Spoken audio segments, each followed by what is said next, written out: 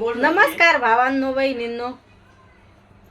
कुठं ते लागल्यामुळं दुखायला काय पाय.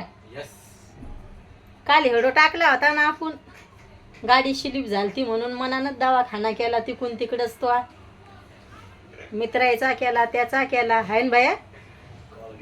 हा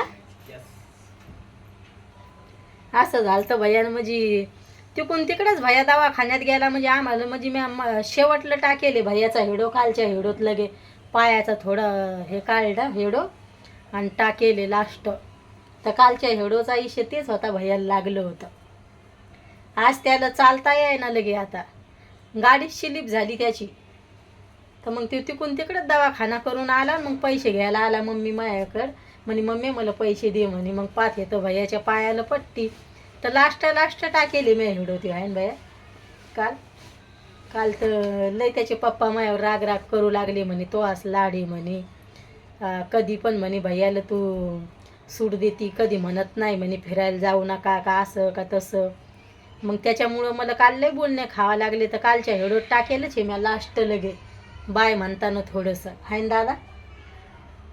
आता ते आंघोळ करायला लागलाय पाय लांबून. त्याला म्हणलं पन्नी घाल म्हणलं पायात, नंतर आंघोळ कर.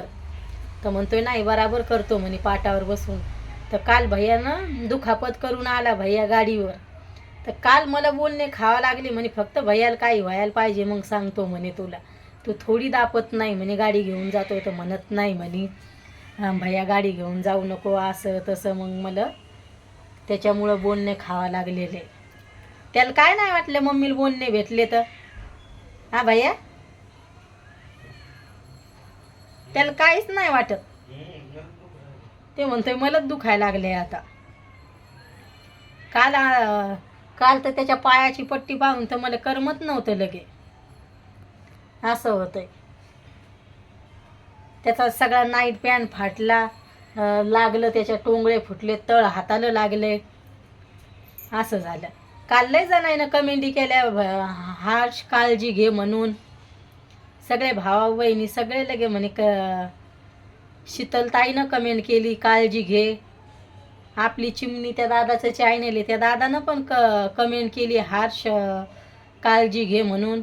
पण हर्षला गाडी शिव काही सुचत नाही.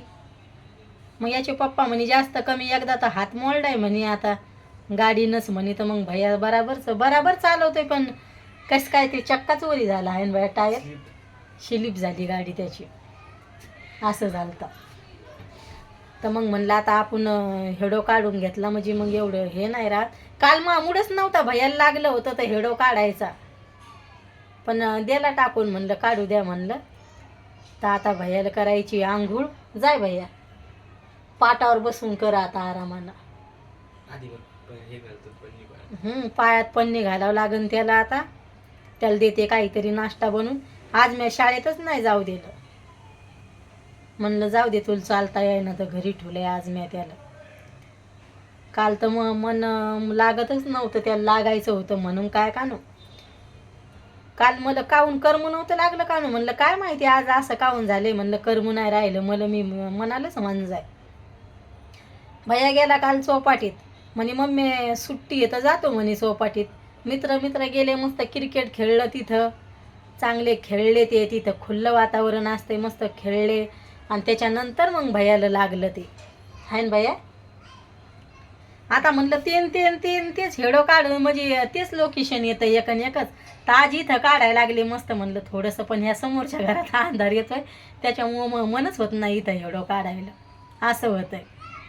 मग मी जास्त करून ह्याच घरात म्हणजे स्वयंपाकाच्याच घरात हेडो काढत असते. आता स्वयंपाक पाणी करावं लागेल आधी. आता पाहते भैयाला काय खायचं काय नाही, नाश्त्या पाण्याचं. सांबार मिरच्या घेऊन येते आणि स्वयंपाक करते. तर आज भैया म्हणायला लागलाय चुनगुळ्याची भाजी करते चुनगुळ्याची भाजी. आणि आज त्याचा पाय लय ठणकाय लागलाय का लय ठणकाय लागलाय. रात्रीच मग 2 उशा टाकून उशा घेतल्या त्यानं. माया म्हणे मम्मी धक्का लागन तर मग असं झालं आहे ना भैया. पाय दुखायला लागलाय का हलवायला लागला तर 2 ठिकाणी ते म्हणजे नको आपण मग त्या पट्टीमुळं फिट आहे ना. खाली सोड त्याला भैया, खाली सोड. हो रे, मार लागेले म्हणून पाय हलतोय ते. कस काय रे? काल असं झालं मग लगे मला मनच नव्हतं लागू लागलं भैयाला लागल्यामुळं. आणि भैयाला काहीच वाटत नाही त्याच्या पायाला एवढं लागलंय का काही बोलणे मला खावा लागले. मग आता सॉरी म्हणायला लागलाय भैया. त्यानं काय असं त्याला थोडं माहित होतं असं होणार आहे म्हणून. आधी त्याच्या मित्राचा फोन उचललाच नाही, फोन करू लागला. नंतर मग यायचा कॅन्सल झाल्यावर मित्राचा फोन आला, चाल. मग गेला भैया. तर हे असं मग आहे ना भैया. मम्मीला सोबत नाही म्हणलं तर मम्मीला नाही नेत कधी. बाय भावांनो बहिणींनो, भेटते उद्याच्या एवढं.